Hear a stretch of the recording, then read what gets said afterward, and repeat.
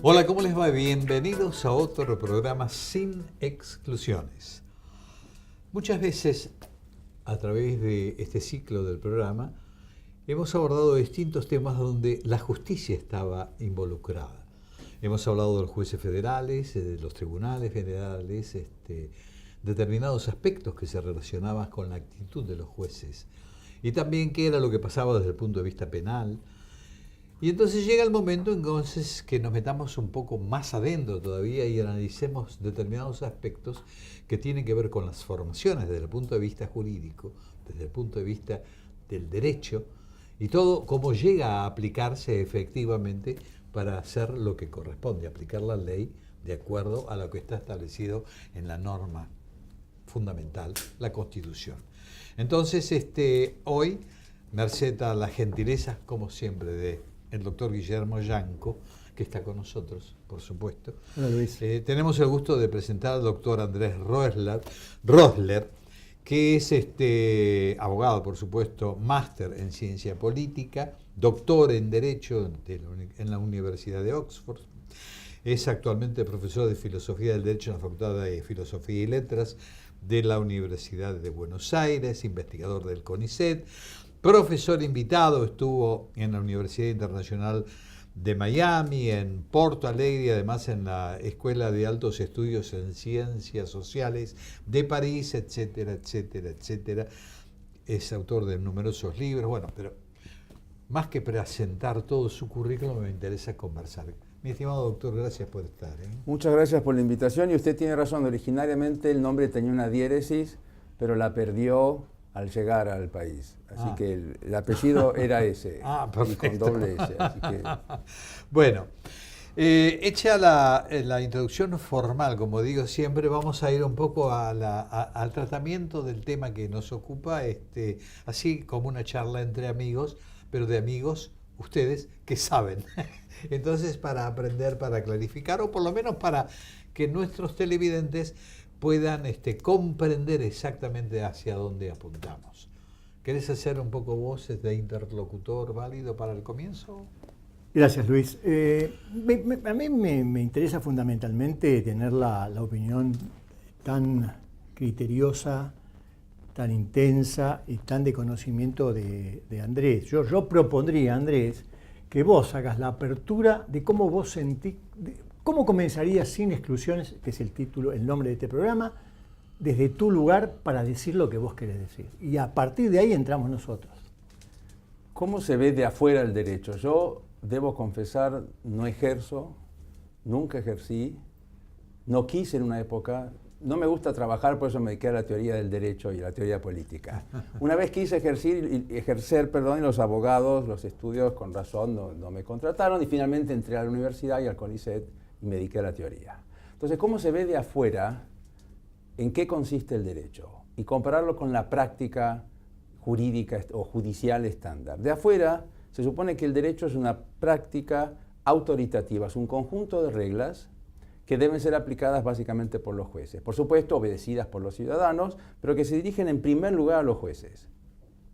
¿Qué es lo que sucede ahora? El derecho dejó de ser una práctica autoritativa, aunque el derecho positivo vigente dice eso. Si uno lee la Constitución, se da cuenta que la Constitución quiere ser obedecida. Si uno lee el Código Penal, se da cuenta de que tiene normas que debemos cumplir. Si uno lee el Código Civil, etcétera, etcétera.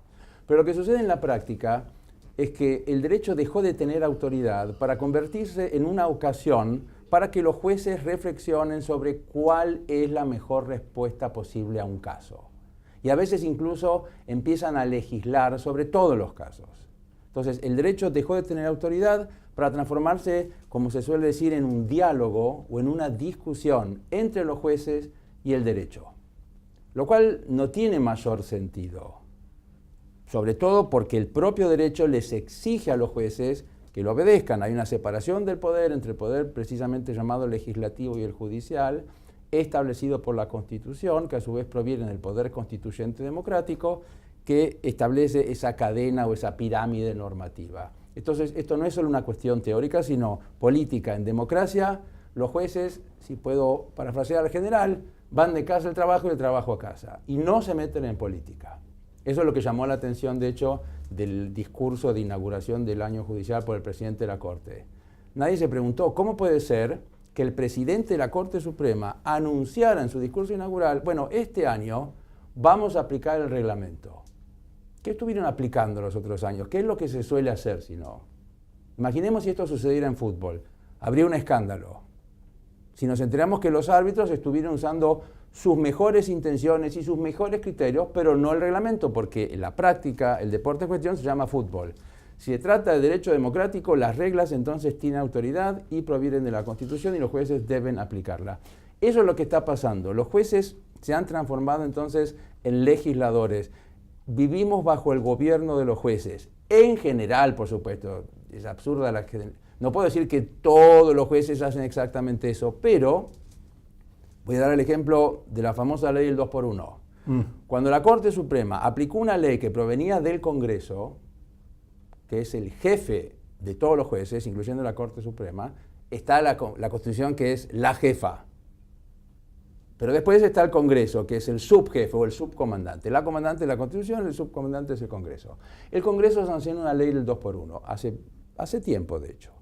El Código Penal prevé que si se sanciona una ley más benigna entre el momento del hecho y la sentencia, siempre se aplicará la ley más benigna. Mucha gente no le hizo mucho caso a esa norma, pero un día la Corte Suprema dijo, bueno, dado que está esta ley y nuestra tarea es aplicar la ley, la vamos a aplicar. Ante un caso, no es que se le ocurrió a la Corte Suprema, hubo un defensor oficial que llevó el caso hasta la Corte. Bien, conocemos lo que sucedió.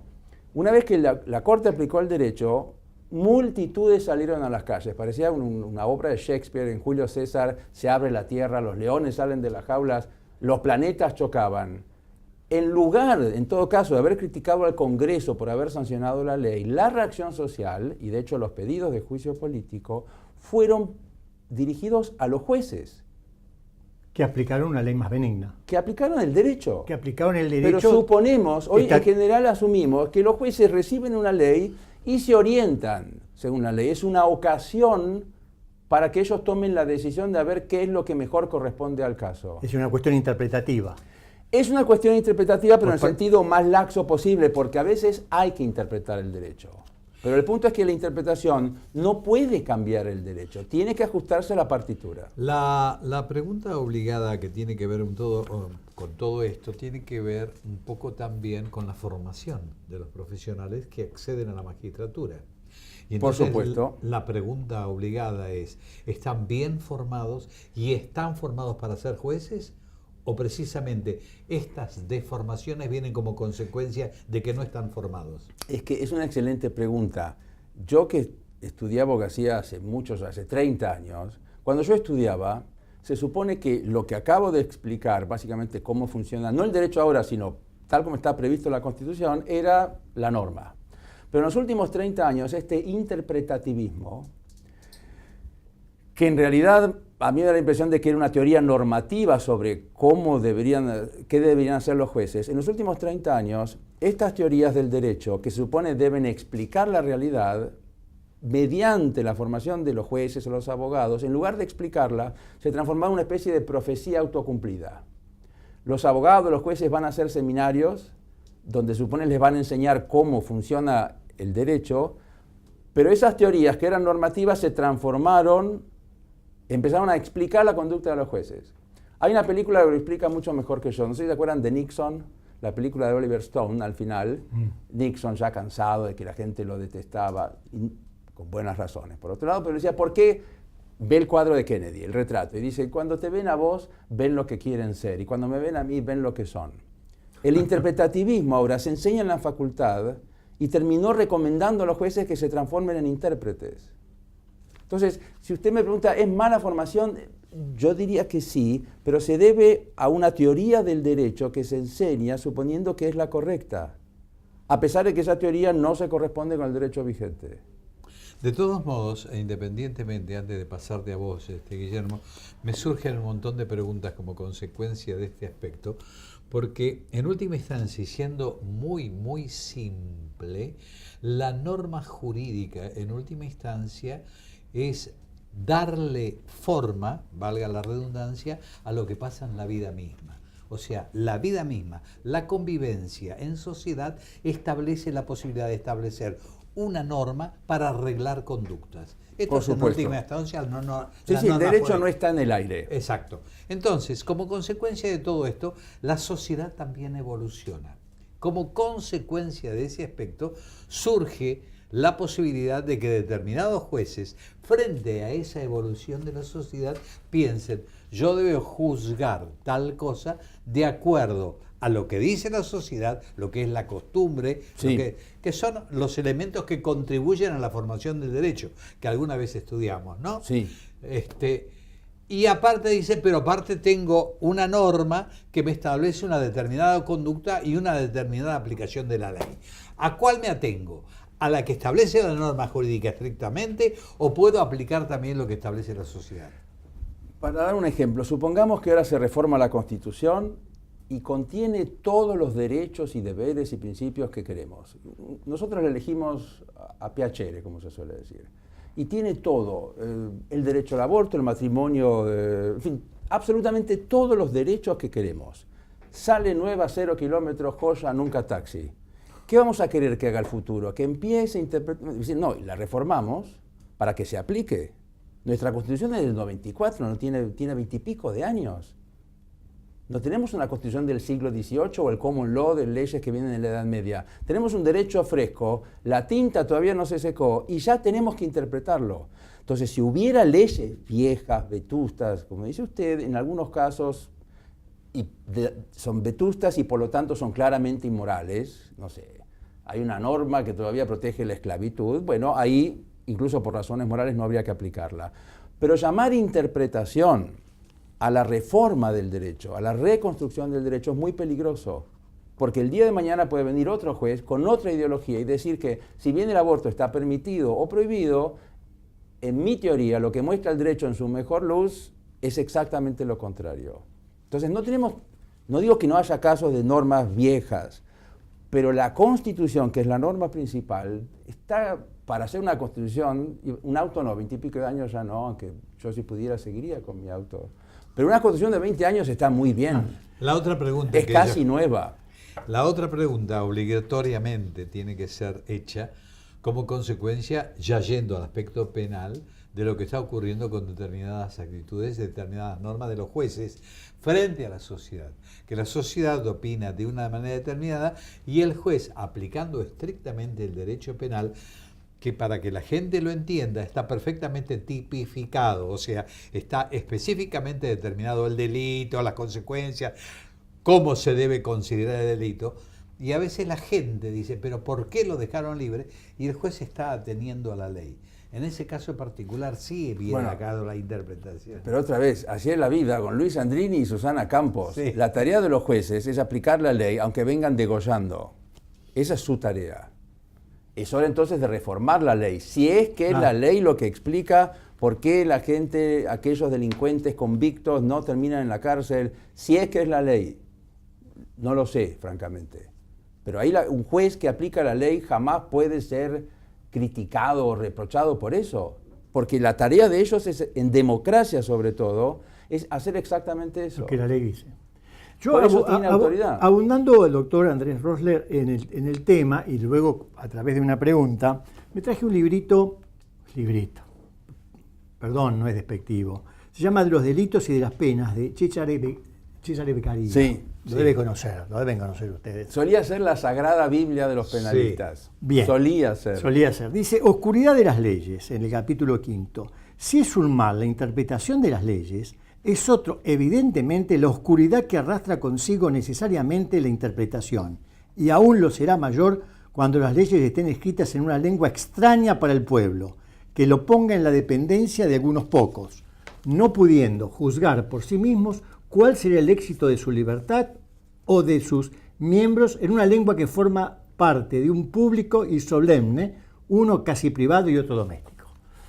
Digamos, esto por ahí abunda tu decir en el sentido de la interpretación.